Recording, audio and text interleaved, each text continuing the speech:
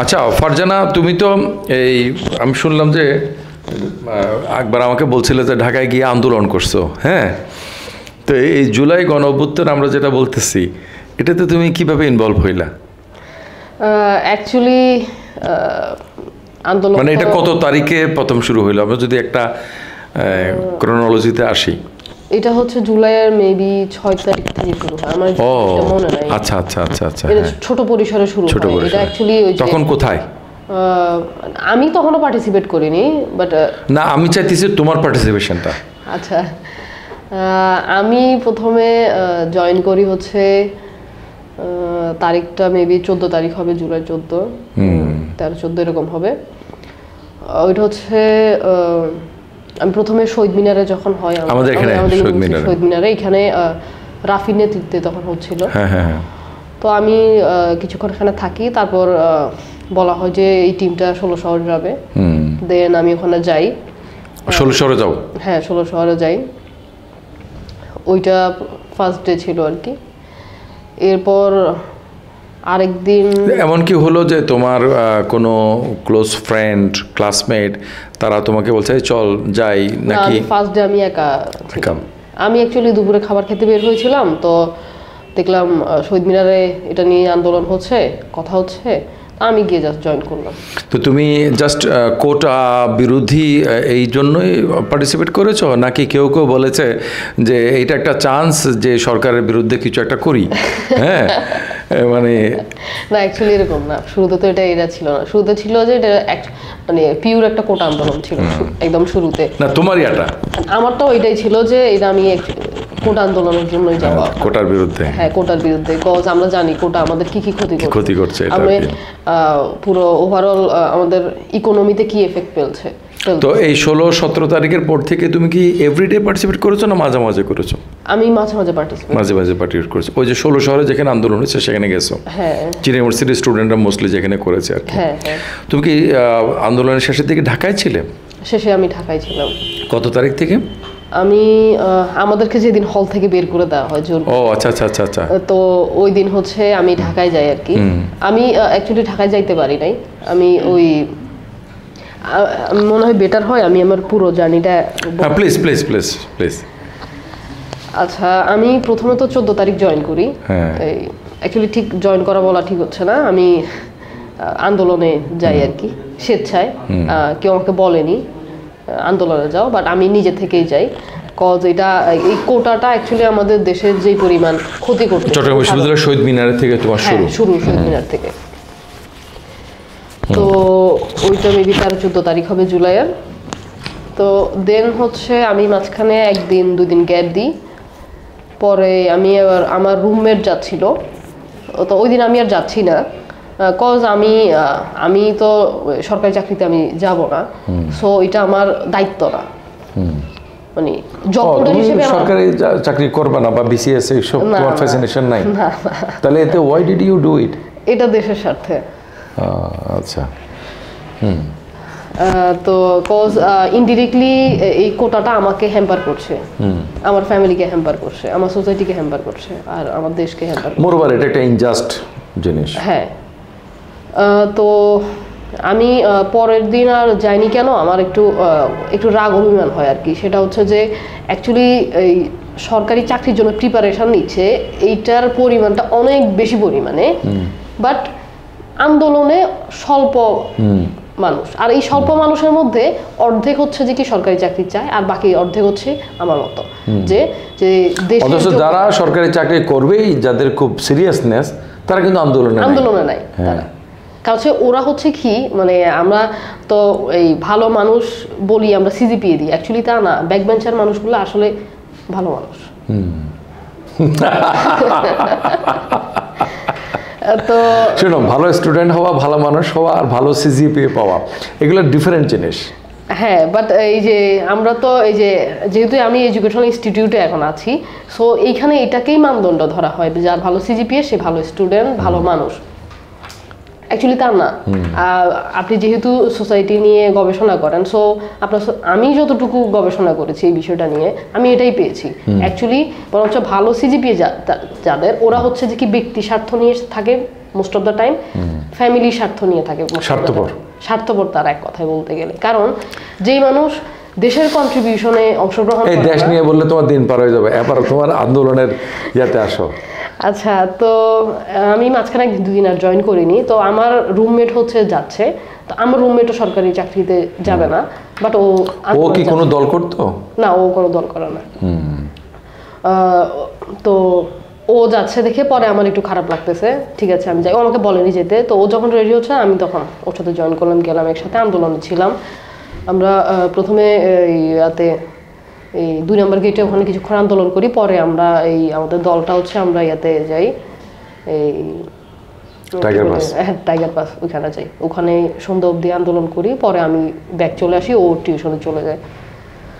এটা ছিল। পরে টাইগার পাস থেকে যে আবার যে তারা যে 1602 নম্বর গেটে যে ব্যাক করছে, ওটাতে তুমি ছিলে না? টাইগার পাস থেকে ওদিকে চলে গেছো? হ্যাঁ, আমি ওখান থেকে চলে গেছি।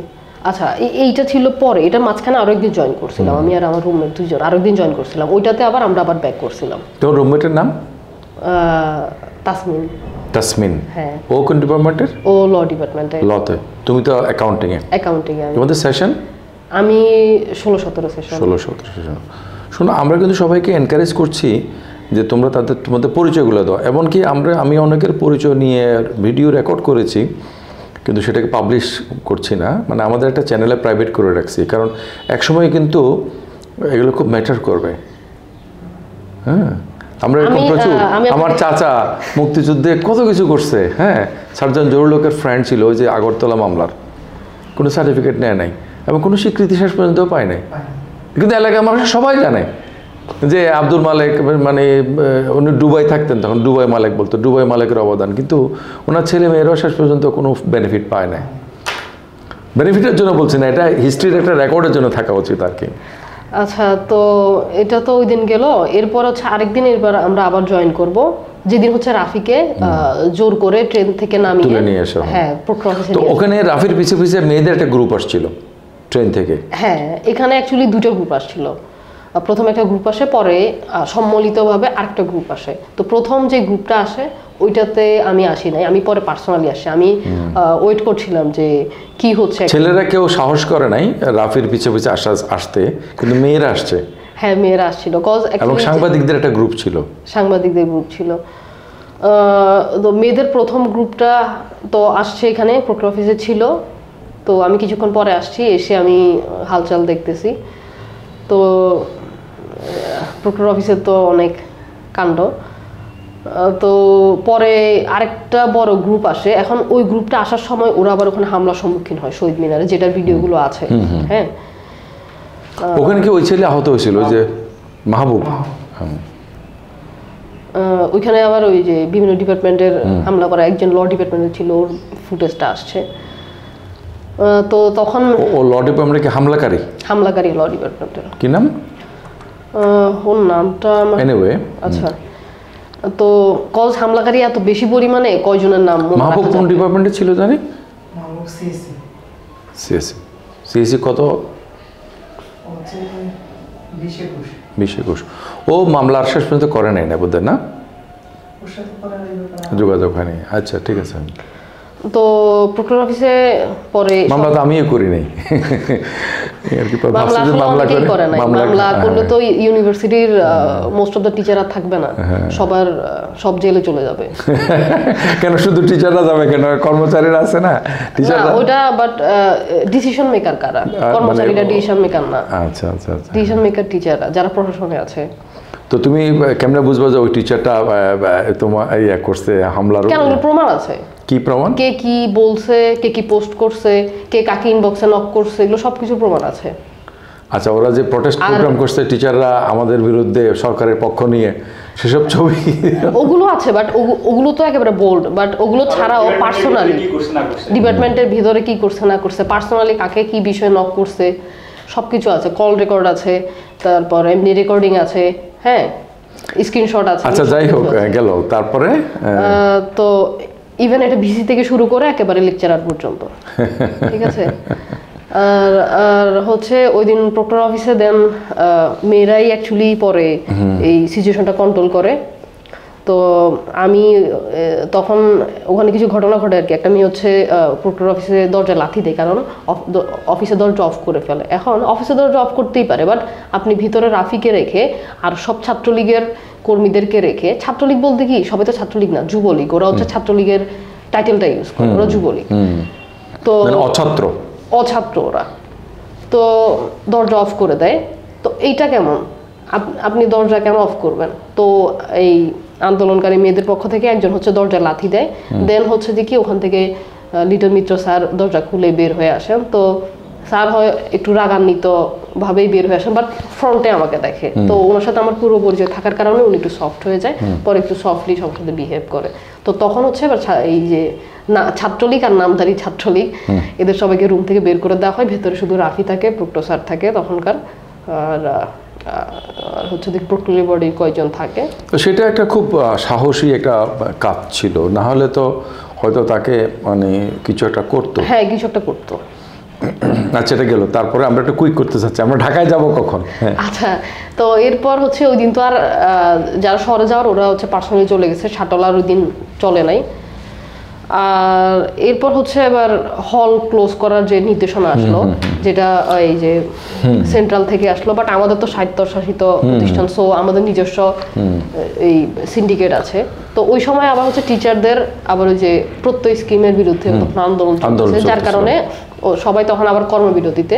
এখন কর্মবিরতিতে যেহেতু মিটিং তো হবে না, বাট ওই যে টিচারদের ফেভারে তো আমি ওপেনলি বলতেছি, টিচারদের ফেভারে সবসময় আমাদের ইউনিভার্সিটি অ্যাক্টগুলো থাকে, স্টুডেন্টদের ফেভারে থাকে না। খুবই স্বাভাবিক। তো টিচাররা হচ্ছে এখানে ব্রাহ্মণ। হ্যাঁ হ্যাঁ, ওই যে ব্রাহ্মণ যে কনসেপ্টটা, টিচাররাই অ্যাকচুয়ালি ব্রাহ্মণ এখানে। তো সিন্ডিকেট মিটিং হয়, ইউনিভার্সিটি খালি করার জন্য নির্দেশ আসে। আর তখন এবার কি বলে বিজিবি থেকে, গোয়েন্দা সংস্থা থেকে লোক আসে, হ্যাঁ, দেন পুলিশ তো থাকে। আমরা তুমি তখন কোন হলে ছিলাম? আমি তখন শামসুন্নাহর হলে। শামসুন্নাহর হলে। তো এটা 18 তারিখ। তোমাদের একটা বাস দিছে না? হ্যাঁ, আমাদেরকে বাস দিয়েছিল। এটা নিয়ে অনেক কাহিনী। আমরা ওই সময়টাতে একটা হয়েছিল কি, যেদিন আমাদেরকে প্রথম নোটিশ দেয় যে হল খালি করতে হবে, তো সেই দিন আমরা সব মেয়ে যারা ছিলাম হলে, তো সবাই এটা প্রোটেস্ট করি যে আমরা হল থেকে যাব না, কজ আন্দোলন হয় শহরে। তো আমরা হলে যারা থাকি, হলে থাকি আমরা মূলত টিউশন পারপাসে, আর কেউ হচ্ছে পড়াশোনা করতেছে, আর অনেকের বাড়ি হচ্ছে দূরে। সো আমাদের হল খালি করার কোনো রিজন নাই, যেটা সরকার থেকে বলতেছিল ওই যে হলে থাকলে ওরা আন্দোলন করতেছে। ওটা ঢাকা ইউনিভার্সিটি, জাহাঙ্গীরনগর ওটা, বা বরিশাল, বাট চট্টগ্রাম বিশ্ববিদ্যালয় তো এমনটা না। তো আমাদের হল খালি করার কোনো রিজন নাই। বাট পরে আমাদেরকে ওই দিন রাতেই হচ্ছে কি বের করে দিতে চাইছিল, যেদিন ওই যে 10টা পর্যন্ত আলটিমেট টাইম দেয়। বাট ওই দিন আবার হচ্ছে বিএনপি ওই যে এটা হচ্ছে কি বলে সারা দেশে শাটডাউন দিয়ে দেয়। তো বিএনপি নর্মালি তো এখন এটা দিয়ে দিছে, তো এখন রাস্তাঘাটে কি হয় না হয়, এখন রাতে 10টা বাজে যদি আমরা এই বাসে করে দূর দূরান্তে যাই, হ্যাঁ, অনেকে বলছিল যে বাসে করে ঢাকায় পৌঁছায় দিবে, বাসে করে ঢাকায় পৌঁছায় দিবে, এরকম শাটডাউনের কারণে সেটা আর যায় না। না, সেটা আর যায় না, চিটাং শহর পর্যন্ত গেছে না, ওইটা ওই দিন আর যায় না। তো পরের দিন হচ্ছে দেখি এরপর আবার বাস দেওয়া হয়, 4টা বাস দেওয়া হয়। ওই বাস কি ঢাকায় গেছিল? না, এখানেই তো বিষয়। তো এখানে স্টুডেন্টরা যেতে চায় না, আবার পরে সব স্টুডেন্ট ওঠে বাসে, কেউ পার্সোনালি চলে যায়, আর যারা হচ্ছে যে কি পার্সোনাল যাওয়া পসিবল একেবারে যাইতে পারে না তারাই, হ্যাঁ, ওরা বাসে যাচ্ছে। এখন বাসটা ছাড়ার কথা ছিল দুপুরবেলা, এটা হয় হচ্ছে সন্ধ্যার পর। আর এর ইন দ্য মিন টাইম আমার হচ্ছে এই ট্রেনের টিকিট কাটা ছিল। তো টিকিট কাটা ছিল বলতে আমি ম্যানেজ করি মাঝখানে, যে আমি বুঝতে পারছি যে এই বাসে এই বাস ঢাকায় যাবে, ঢাকা যাবে না। তো পরে আমি লেট হয়ে যাচ্ছে, তো আমি কি করছি, আমি পার্সোনালি চলে যাই। ওই দিন আমি আবার বাইক অ্যাক্সিডেন্ট করি, হ্যাঁ, আমার লাইফে ফার্স্ট টাইম বাইক অ্যাক্সিডেন্ট। তো মাইনর ছিল, বাট ব্যথা পাই আমি অনেক, পায়ে খুব ব্যথা পাই। তো বাইক কি তুমি চালাইতেছিলে না, আমি ওটা রাইড ছিল। রাইড ছিল? হ্যাঁ হ্যাঁ, ওই যে রাইড শেয়ারের গুলো ছিল, তো সিএনজির সাথে অ্যাকচুয়ালি লাগে আর কি। তো আমি ট্রেন ধরতে পারি আলটিমেটলি, অল্প টাইম ছিল। তাহলে আমরা আন্দোলনের পর ফোকাস করি।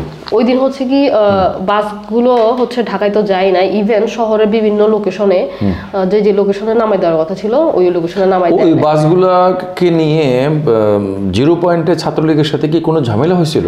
ওইখানে শুরুটা হয়েছিল মূলত হলের থেকে। এখানে হচ্ছে ছাত্রলীগের একটা ছেলে মেয়েদেরকে এসে গালি দেয়, বাসে যারা মেয়ে বসেছিল ওদেরকে গালি দিয়েছে। তো মানে চিন্তা করেন একটা সংগঠনের একটা কর্মী, হ্যাঁ একটা সংগঠন কতটা পচে গেলে কর্মীগুলো কতটা মানে অপরাধ। ওদেরকে জামাত শিবির বা ছাত্রী সংস্থা এরকম কিছু একটা বলছিল, গালিটা না না ওই রকম বলে নাই, মানে ওরা কেন হল ছাড়তেছে না, হ্যাঁ ওরা কেন এতক্ষণ ধরে বসে, ওরা কেন গতকালকে যায় না, হ্যাঁ এই বিষয়গুলোর জন্য গালি দেয় আর কি। তো পরে ওইখানে এটা নিয়ে ঝামেলা হয়, পরে জিরো পয়েন্টে আবার একটা ঝামেলা হয়, এইটা হয়। তো আর হচ্ছে কি আমি ওই দিন আর অ্যাকচুয়ালি ঢাকায় যেতে পারি নাই। আমি ওই যে সোনার বাংলা জিরো পয়েন্টে ঝামেলাতে তারা কি, তাদের মানে অভিযোগটা কি ছিল? ছাত্রলীগের ছেলেদের বাধা দেওয়ার কারণটা কি? ওরা তো বাসে উঠেছে চলে যাবে।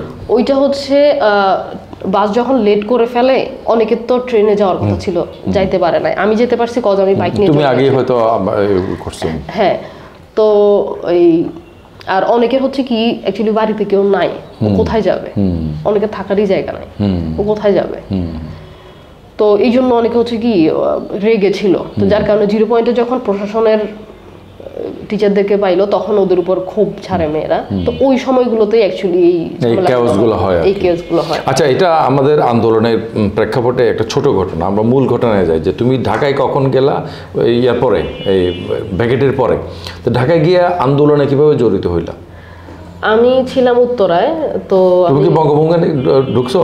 না না, আমি উত্তরায় ছিলাম। উত্তরায় ছিলাম, আচ্ছা। তো ওইখানে হচ্ছে আমি ফ্রেন্ডের বাসায় ছিলাম আর কি।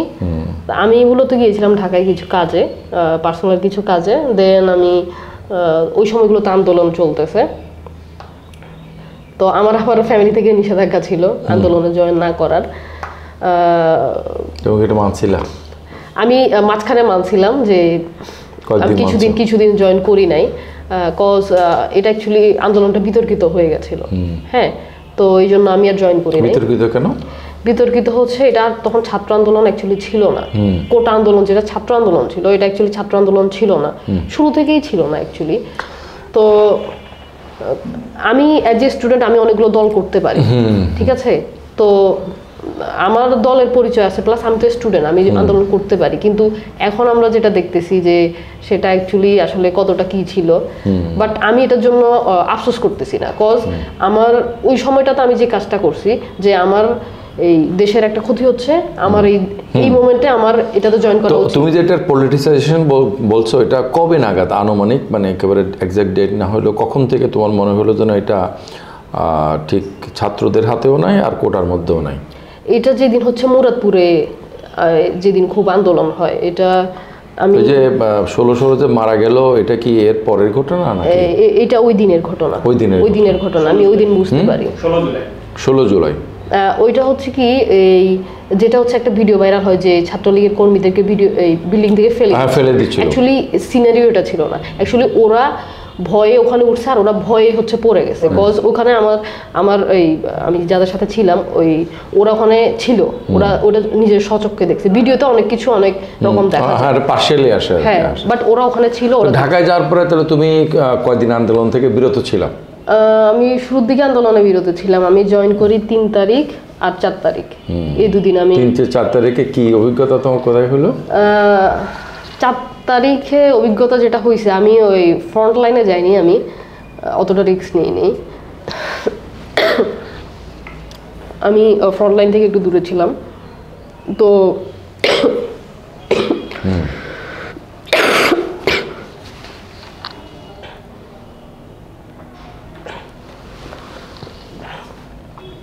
ওইটা তখন 4 তারিখ হচ্ছে পুলিশ কিছু করছিল না, পুলিশ থানার সামনে দাঁড়ানো ছিল। কোন থানা এটা? ওটা 4 তারিখ ছিল। কোন থানা এটা? এটা ছিল উত্তর থানা। পুলিশ সব নিউট্রাল ছিল ওই দিন, ওই স্পটে। আর ওই যে রাজলক্ষ্মী নামক একটা স্পট আছে, ওইখানে হচ্ছে ছাত্রলীগের যুবলীগের ওরা হেলমেট পরা আর হাতে গান, এটা দিয়ে ডিরেক্ট ফায়ার করতেছে। বাট স্টুডেন্ট তো নিরস্ত্র, হাতে ইট আছে, লাঠি আছে, এটা দিয়ে কতটুকু কি করা যায়। বাট ওই যে এত অন্যায় গণহত্যা, এটার স্পিরিট থেকে হচ্ছে ওরা ওই ঢিল ছুঁড়েই হচ্ছে যে কি ওদেরকে পিছু হটাইছে। পরে রাজলক্ষ্মী লোকেশনটাও আমরা কন্ট্রোলে নিয়ে নিই। আর ওই মোমেন্টে আমি দূর থেকে দেখছিলাম যে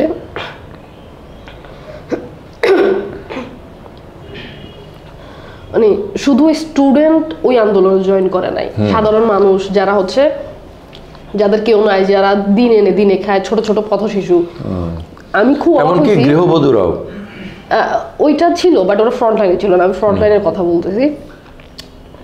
এই ছোট ছোট শিশুগুলো ফ্রন্ট লাইনে চলে গেছে, টোকাই যাদেরকে আমরা বলি, মানে ছাত্রলীগ টোকাই না, আমরা রিয়েল টোকাই। হ্যাঁ হ্যাঁ হ্যাঁ, ওরা ফ্রন্ট লাইনে গেছে, ঢিল ছুটতেছে, এত রিস্ক নিচ্ছে। হ্যাঁ, আমি ওই স্টুডেন্টের পরে যে বৃহৎ সংখ্যাটাকে আমি দেখেছি এই আন্দোলনে জয়েন করতে, ওটা হচ্ছে যে কি যে সাধারণ মানে একেবারে নিম্ন আয়ের যারা হচ্ছে দিন এনে দিন খায়, ওদের সংখ্যাটা ছিল স্টুডেন্টের পরে ফিল্ডে। বাট তবে আন্দোলনকারী যারা ছিল, ছাত্ররা এবং ছাত্রদের বাইরে যারা ছিল সাধারণ মানুষ, তাদের কাছে কোনো অস্ত্র ছিল না? না, চিটাগংও ছিল না? না, চট্টগ্রামে আমি অস্ত্র দেখিনি। এটা কোথাও কেউ দেখে নাই, আমি অস্ত্র কোথাও, এটা ফ্যাক্ট একটা। আমি তারপরেও একটু ক্লারিফিকেশনের জন্য, ইভেন আমি মানে ধারালো কোনো কিছু দেখিনি। লাঠি ছিল, পাইপ ছিল, যে শক্ত যে পাইপগুলো, পাইপ ছিল, লাঠি ছিল, মানে যে প্লাস্টিকের পাইপ যেগুলো পানির যে ইয়াগুলো ইউ করে, এগুলো ছিল। না, এসএস না, এসএস পাইপ তো স্টিলের পাইপ, সেটা না, প্লাস্টিকের যে পাইপগুলো দিয়ে যে পানির লাইন, হ্যাঁ পানির লাইন। হ্যাঁ, আর এই আমার সামনে হচ্ছে 2 জনের গুলি লাগে উত্তরাতে, তো ওদেরকে সাথে সাথে আবার ব্যাকে আনা হয়েছে। তুমি বলতে হচ্ছে গুলিগুলো পুলিশ করে নাই? না, 4 তারিখ ফায়ারিং ওখানে পুলিশ ছিল, ওই স্পটে, মানে ছাত্রলীগই ফায়ার করছেন? ছাত্রলীগ ফায়ার করতেছিল, দূর থেকে দেখা যাচ্ছে। ওরা ভিউ একেবারে ক্লিয়ার, তো এই অস্ত্র দেখেও লোকেরা আন্দোলনকারীটা মানে পালিয়ে যাচ্ছে না, গুলির মুখেও দাঁড়িয়ে আছে। ওই যে একটা যে পুলিশ বলছে যে একটা মারে একটা মরে, বাগিডি যায়। হ্যাঁ হ্যাঁ, ওটা যাত্রাবাড়িতে ছিল। উত্তরা তো একই ধরনের ঘটনা, যে মানে গুলির মুখে মানুষ পালায় নেয়। তো 5 তারিখে তো বিজয় হলো, সেটা তো ছিল। হ্যাঁ, আমিও অবশ্য 5 তারিখে ওই আন্দোলনের উদ্দেশ্যেই বের হচ্ছিলাম। তো যখন বের হলাম তখন দেখলাম যে হ্যাঁ, এখন আমি তোমাকে লাস্ট কোয়েশ্চেন করি এই ব্যাপারে, যে তুমি তো your part of the movement. তো তুমি বারবার করে বলছিলে যে তুমি সরকারি চাকরি করবে না, বা আগ্রহ নাই তোমার, তারপরেও তুমি কোটার বিরুদ্ধে করছো। তো আন্দোলনটা যখন কোটার পরিবর্তে যখন এক দফায় চলে গেল, শেখ হাসিনার পতন, হ্যাঁ, তখনও তুমি পার্টিসিপেট করেছো, বিকজ এটা হচ্ছে কি শাসক যখন শোষক হয়ে যায়, আর ইগো, হ্যাঁ, এমন হতে পারে না যে সবাই করতেছে তখন আন্দোলন করাটা এক ধরনের ফ্যাশনে পরিণত হয়েছে? না, এটা মোটেও না। কজ আমি নিজেকে যথেষ্ট আমার নিজের সম্বন্ধে ধারণা আছে। এইটা তো তুমি তো ফ্রন্ট লাইনে ছিলা, তো you could have been murdered, and তুমি তো শর্ট হইতে পারতাম। যারা হচ্ছে ফিল্ডে থাকে ওদের মধ্যে এটা অ্যাকচুয়ালি থাকে না। ওই যে বলে না যে মাথায় কাফনের কাপড় বেঁধে চলে যাওয়া, অ্যাকচুয়ালি তখনকার ওই স্পিরিট, অনুভূতিগুলো এরকম। স্লোগানটা করে দিছো না? অ্যাকচুয়ালি আমার সামনে যখন দেখতেছি মানে কেউ গুলি খাচ্ছে, হ্যাঁ, যার কোনো অপরাধ নাই, যে এই আন্দোলনের করতেছে যার কোনো অপরাধ নাই কিংবা তার ব্যক্তিগত স্বার্থ নাই, এইটা তখন খারাপ লাগে অ্যাকচুয়ালি, যে এগুলিটা আমার গায়েও লাগতে পারতো। আমরা যখন চট্টগ্রামে, আমি ঢাকায় যাওয়ার আগে আর কি, তখন 200-250 আমাদের স্টুডেন্টদেরকে হত্যা করে ফেলা হয়। তখন আমি অনেকজনকে চিনি না। আমরা যখন আবু সাইদের ভিডিওটা দেখি, আমি হলে মানে এই এত বেশি পরিমাণে কান্না করি, আমি যাকে কখনো দেখি নাই। ওই গুলিটা আমার গায়েও লাগতে পারতো।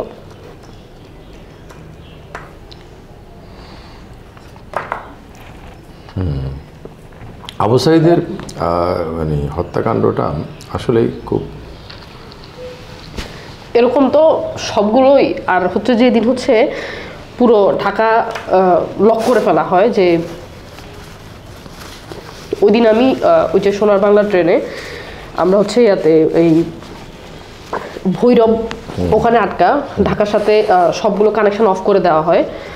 ওই দিন রাতে ওই যেটা হচ্ছে এই হেলিকপ্টার দিয়ে ফায়ার করা হচ্ছিল, হ্যাঁ হেলিকপ্টার দিকে আসলে কি ফায়ার করা হয়েছে, এই ভিডিওগুলো আছে। আমরা হচ্ছে তখন ওই যখন ফেসবুক অফ করে ফেলা হয়েছে, ফেসবুক অফ করার আগেই আমাদের ব্যাকআপ ছিল হচ্ছে দেখি টেলিগ্রাম ছিল আমাদের ব্যাকআপ। তো তুমি কি কোনো টেলিগ্রাম গ্রুপের সাথে যুক্ত ছিলে? হ্যাঁ, আমরা সাথে সাথে এটা হয় কি এগুলো প্রাইভেট গ্রুপগুলো থাকে, তো সাথে সাথে হচ্ছে লিঙ্কগুলো সাথে সাথে দিয়ে দেওয়া হয় ব্যাকআপ, কারণ আমরা বুঝতে পারি যে আমাদের ফেসবুক অফ হয়ে যাবে। তোমাদের টেলিগ্রাম গ্রুপটার এমনি আমি জানার জন্য কি নাম কি ছিল? এখানে অনেকগুলো গ্রুপ আছে, অ্যাকচুয়ালি স্পেসিফিক কোনো গ্রুপ, অনেকগুলো গ্রুপ ছিল, অনেকগুলো গ্রুপ। তো কিছু ঢাকা কেন্দ্রিক, কিছু চট্টগ্রাম কেন্দ্রিক, কিছু ওভারঅল। হ্যাঁ, তো অনেকগুলো ভিডিও আগে এবং পরে নেট ইন্টারনেট আসার পরে অনেকগুলো ভিডিও আসছে, আর অনেকগুলো আবার পাবলিক হয়েছে। হ্যাঁ, তো অ্যাকচুয়ালি হেলিকপ্টার থেকে ফায়ার করা হয়েছে। আর ওই দিন আমি ওই ট্রেনে বসে মানে আমি শুধু আমার ফ্যামিলি আমার জন্য টেনশন করছিল, কজ আমি ঢাকায় পৌঁছাইতে পারি নাই, বাড়িতেও আসতে পারতেছি না। তো আমি শুধু তোমাদের বাড়িতে ফেনী, আমি শুধু এটা ফ্যামিলিকে বলছিলাম যে আমি যে বেঁচে আছি এটার জন্য শুকরিয়া করেন, কারণ আমার সবারই যারা তারা বেঁচে আছে কিনা আমি জানি না।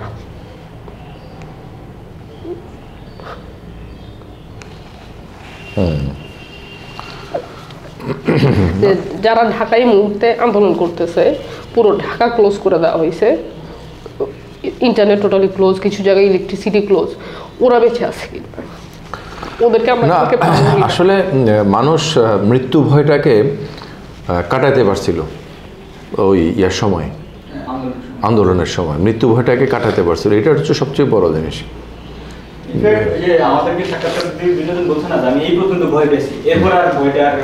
হ্যাঁ, আমাকে একটা স্টুডেন্ট বলছে যে আমি জীবনে কিন্তু মারামারি করি নাই, মারামারি এইসব জিনিস আমি এগুলো অ্যাভয়েড করি, এবং ছাত্রলীগের ছেলেরা কিভাবে হেলমেট পরে কীভাবে করে একটা মানে ভয়ানকভাবে তারা মানে এগিয়ে এসে করছিল, তাদের হাতে চাপাতি ছিল।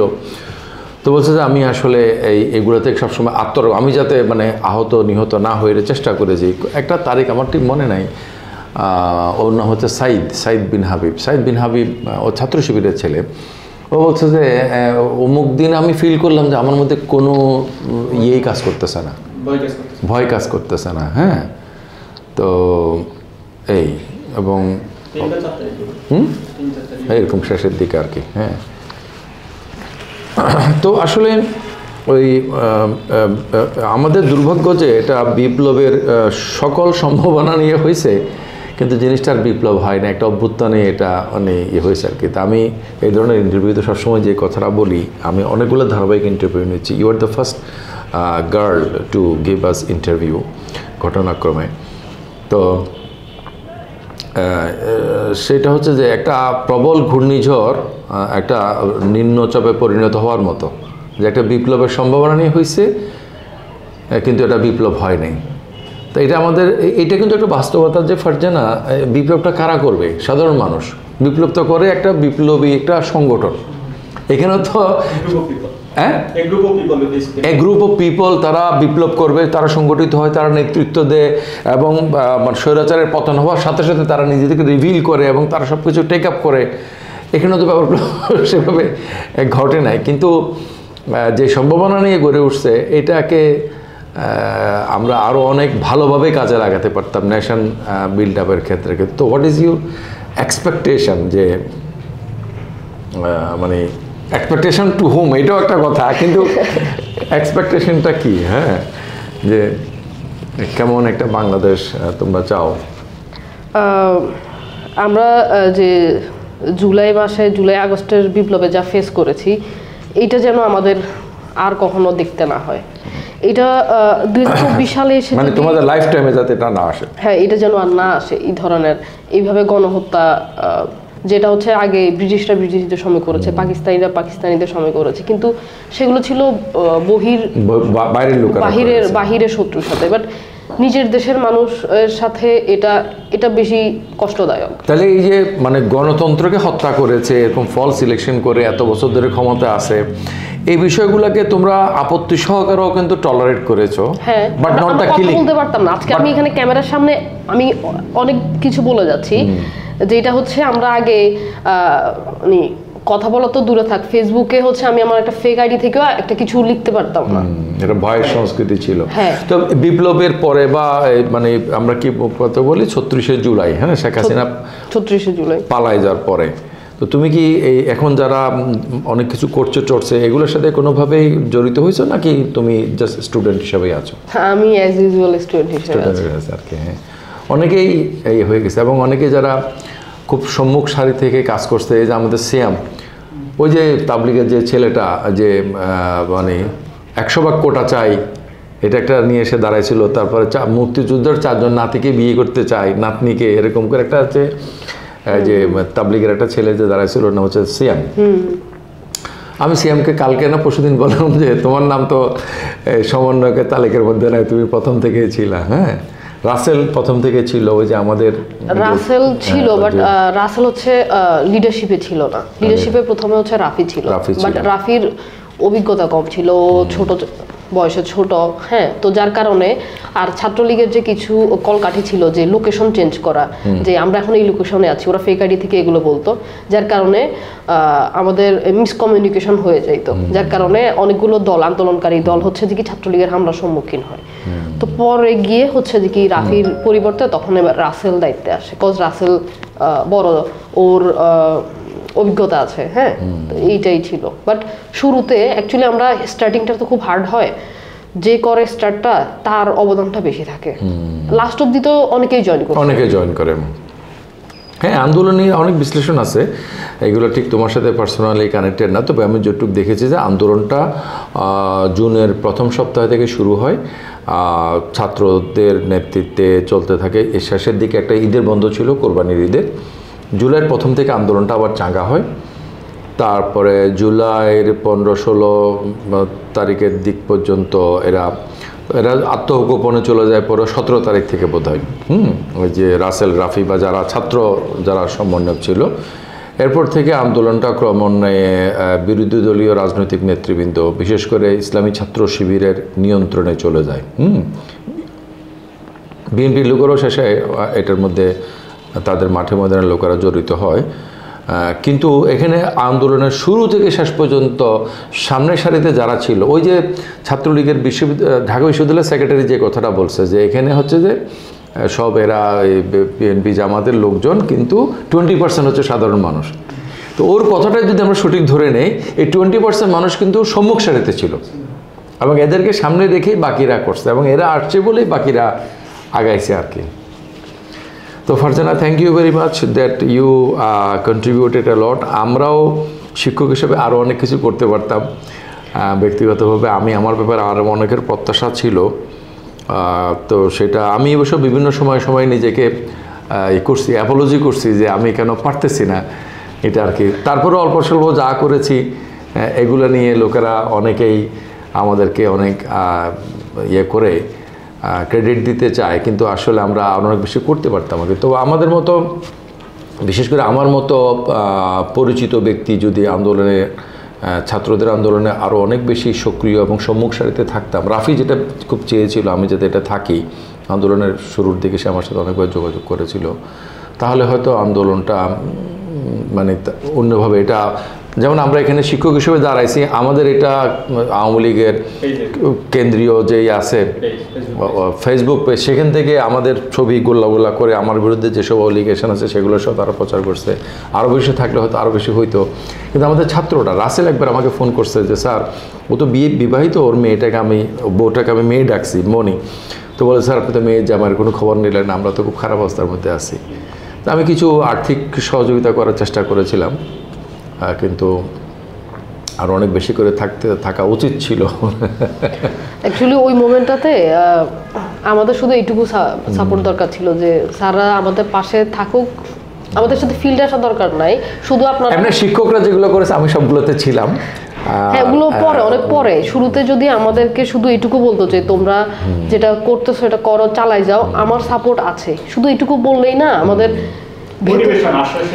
এবং আমরা যারা স্টুডেন্ট টিচার লিডার, আমরা যদি জেনারেল স্টুডেন্টগুলোকে অর্গানাইজ করে, জেনারেল টিচারদেরকে অর্গানাইজ করে নিতে পারতাম এবং ফিমেল টিচারদেরকে সামনে রাখা এই ধরনের কাজগুলো করতে পারতাম, তাহলে হয়তো আন্দোলনের একটা ভিন্ন ডাইমেনশনও হতো আর কি। আমরা আমাদের এতগুলো ভাই বোনকে হারাইতাম না। আমি পার্সোনালি এই দায়ভারটা সব টিচারদেরকে দিব, কজ আমরা অ্যাজ এ স্টুডেন্ট আমাদের গার্জিয়ানকে টিচার, আমরা যখন এমনকি শিক্ষকরা যদি আরো অনেক সক্রিয় ভূমিকা পালন করত, ছাত্রলীগ ক্যাম্পাসের মধ্যে যে একটা বছর পর বছর ত্রাসের রাজত্ব কায়েম করে গেছে, হলে কোনো অ্যালটমেন্ট নাই, হলগুলো তারা দখল করে আছে, এই যে তোমাদেরকে মেয়েদেরকে হল থেকে বের করে দিচ্ছে আর ছেলেদের হলগুলো সব খোলা, এবং ছাত্রলীগের ছেলেরা তাদের যে মোটরসাইকেল ইত্যাদি নিয়ে সেখানে থাকতেছে, ক্যাম্পাসে মহড়া দিচ্ছে, এগুলো তো শেষ পর্যন্ত ছিল, টিচাররা কিন্তু কোনো প্রোটেস্ট করে নাই তো। বরঞ্চ টিচাররা তো এটা করছে, আমার নিজের ডিপার্টমেন্টের চেয়ারম্যানই এটা করছে যে যে টিচাররা হচ্ছে যে কি স্টুডেন্টদের পক্ষে কথা বলতেছিল তাদের নাম ডিবিকে পাঠাইছে। শেখ হাসিনা কন্টিনিউ করলে ডিবিতে পাঠানো না, আমি তো অবশ্যই বেঁচে থাকতাম না হয়তো বা, ম্যাক্সিমাম টিচারের আয়নাঘরের ঠিকানা হইতো, এবং আইসিটি একটা তাদের চাকরি রেখে তো অনেক আগে যাইতো আর কি। আর ইউনিভার্সিটির মোস্ট অফ দ্য স্টুডেন্ট আর ফিরতো না ক্লাস, ফিরতো না। হ্যাঁ, তো থ্যাংক ইউ ভেরি মাচ, আসসালামু আলাইকুম।